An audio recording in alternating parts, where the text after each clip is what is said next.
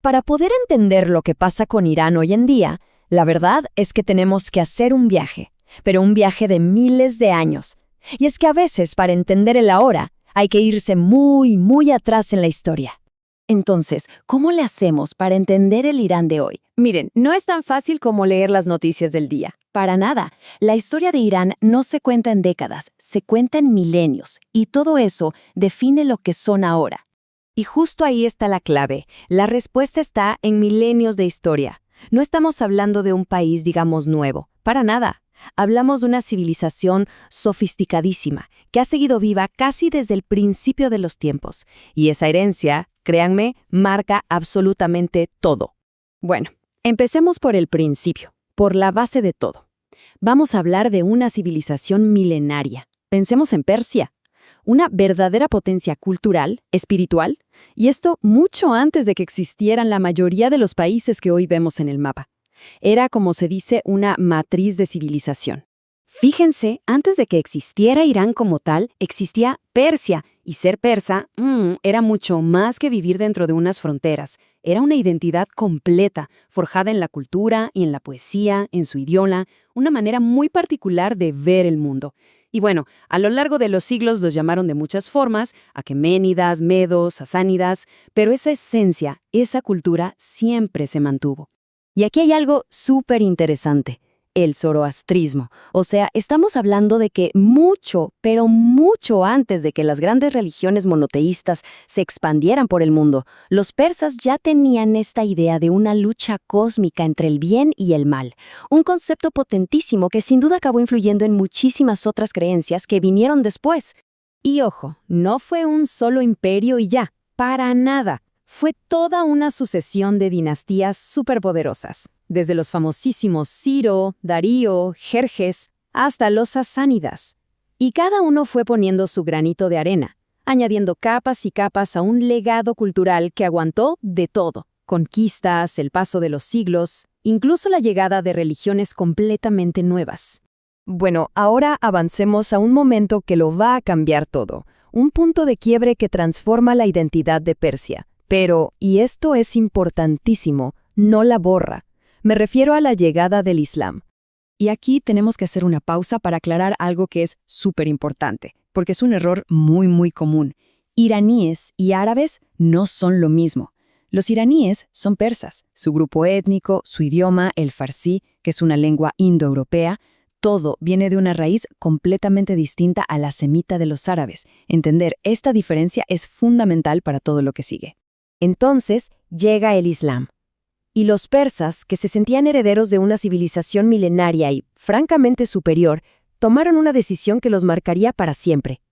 En lugar de adoptar la rama mayoritaria del Islam, la sunita, eligen la chiita, la minoritaria. ¿Por qué? Pues fue casi un acto de resistencia cultural, una forma de decir, ok, adoptamos esta nueva fe, pero a nuestra manera. No vamos a ser uno más del montón. Y esta frase lo resume perfectamente. Consideraban que el Islam bebió de las fuentes de su antigua civilización para formarse. ¡Qué increíble! O sea, ellos no se veían como un pueblo conquistado, se veían como la cultura sofisticada que le dio profundidad, arte y estructura a esa nueva religión que llegaba. Para ellos, su legado enriqueció al Islam. Muy bien, ahora demos un salto enorme en el tiempo. Vámonos al siglo XX. Porque aquí es donde todo este pasado milenario va a chocar con el mundo moderno. Y todo empieza con una sola palabra: petróleo. Miren qué cosa tan increíble. La Marina Británica decide cambiar sus barcos de carbón a petróleo. Una decisión tomada entre otros por Winston Churchill, que de la noche a la mañana convirtió a las tierras de Persia en el lugar más estratégico del planeta. Y claro, con eso llegó por primera vez un interés extranjero intenso, abrumador, que lo cambiaría todo para siempre. Y el acuerdo que se firmó, bueno, es difícil de creer. Le daba a la Anglo-Persian Oil Company, una empresa británica, el control total de todo el petróleo de Persia. ¿Por cuánto tiempo? Por 60 años. ¿Y qué recibía Persia a cambio? 0% de las regalías. Nada. Cero participación directa en la riqueza de su propio suelo. Pero entonces, en 1951, pasa algo histórico. Llega al poder un primer ministro elegido democráticamente, Mohammad Mossadegh, y él hace lo que parecía impensable: nacionaliza la industria petrolera. Por primera vez, un líder elegido por su gente decide que la riqueza de su país debe ser para su gente, un verdadero acto de soberanía. Pero claro, este acto de soberanía no iba a quedar así. La respuesta fue inmediata, contundente. Y lo más grave, no fue una respuesta interna, vino de afuera, de esas fuerzas poderosas que, por supuesto, no estaban nada contentas con perder el control de ese negocio multimillonario. Y aquí no hay medias tintas. Los arquitectos de ese golpe de Estado fueron la CIA de Estados Unidos y el MI6 de Gran Bretaña. Así de claro, un gobierno democrático, elegido por su pueblo, fue derrocado por agencias de inteligencia extranjeras. El objetivo, echar para atrás la nacionalización del petróleo y reinstalar al Shah. Y esto es algo que no se olvida. Como dice la frase, los iraníes tienen esto atascado en la garganta. No es un dato histórico más en un libro, es una herida profundísima, colectiva. Es el recuerdo de que les robaron su soberanía, su legitimidad. Y ese sentimiento es clave para entender la desconfianza hacia Occidente que existe hasta hoy. Entonces, lo que tenemos aquí es la tormenta perfecta. Por un lado, un orgullo milenario, una identidad única, fortísima. Y por el otro, una herida muy moderna, una intervención extranjera. Todo eso junto preparó el escenario para lo que vendría después: la revolución. Y claro, el derrocamiento de Mossadegh y el regreso del Shah no fue el final de la historia, ni de cerca. Fue apenas la chispa que encendió un fuego mucho, mucho más grande. Pero bueno, esa es otra historia.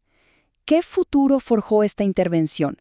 Eso lo vamos a explorar en la segunda parte. Bienvenidos a la segunda parte de nuestro análisis sobre Irán.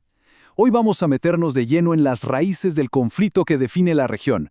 Es una historia compleja, sí, pero clave para entender las tensiones de hoy. Y esa es la pregunta del millón, ¿no? ¿Cómo es que decisiones que se tomaron hace más de un siglo siguen resonando con tanta fuerza en el escenario mundial? La respuesta, como vamos a ver, está enterrada en la historia.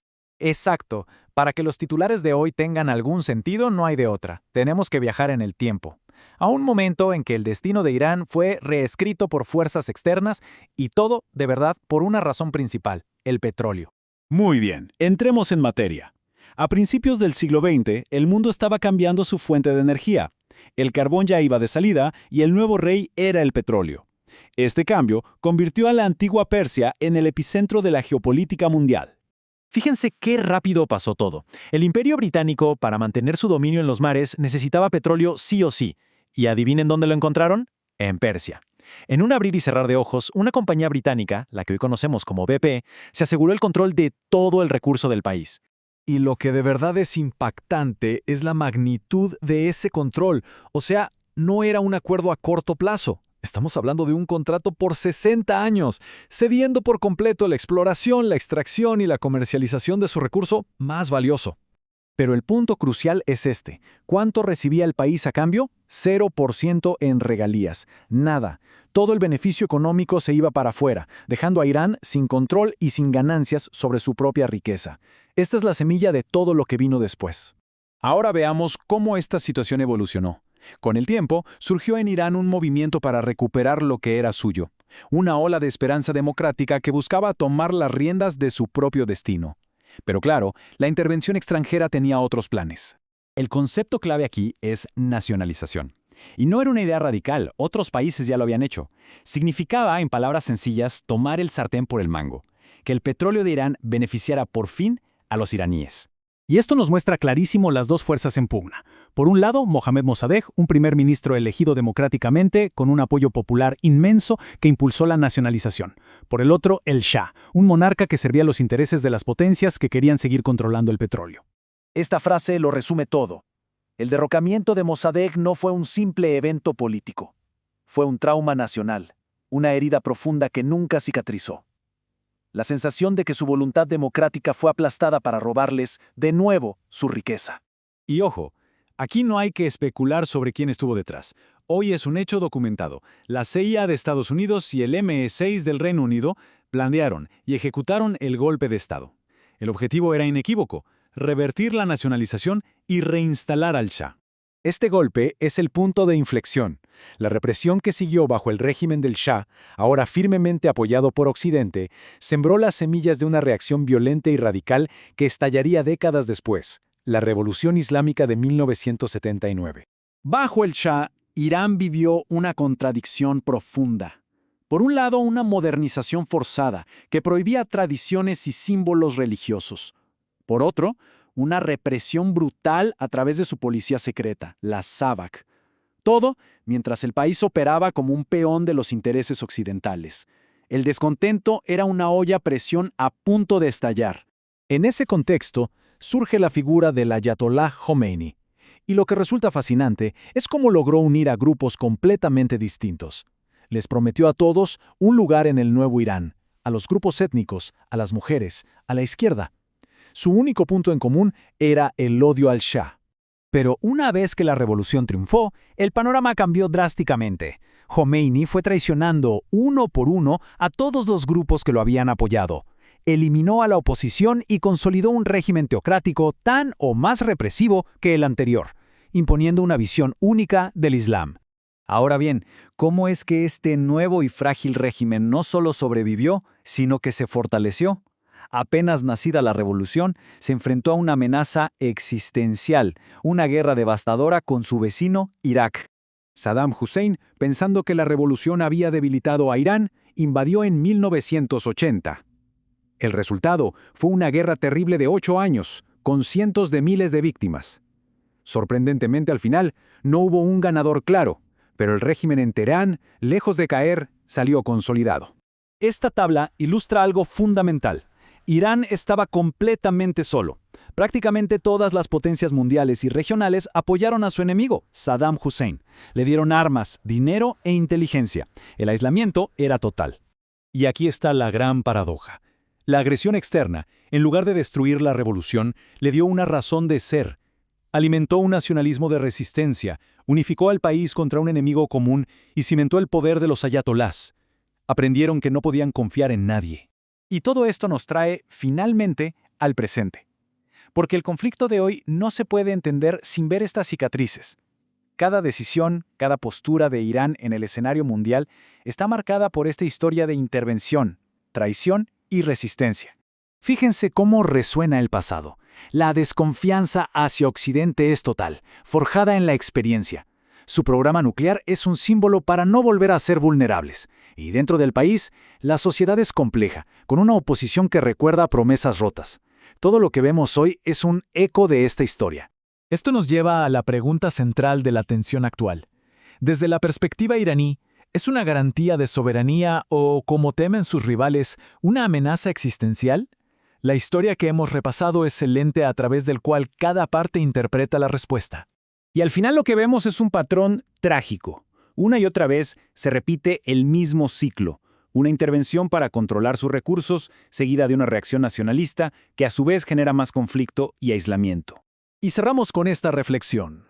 Conociendo esta historia, sabiendo cómo las acciones pasadas crearon las crisis presentes, la pregunta que queda flotando es si es posible romper este ciclo, o si estamos destinados a repetir los mismos errores una y otra vez.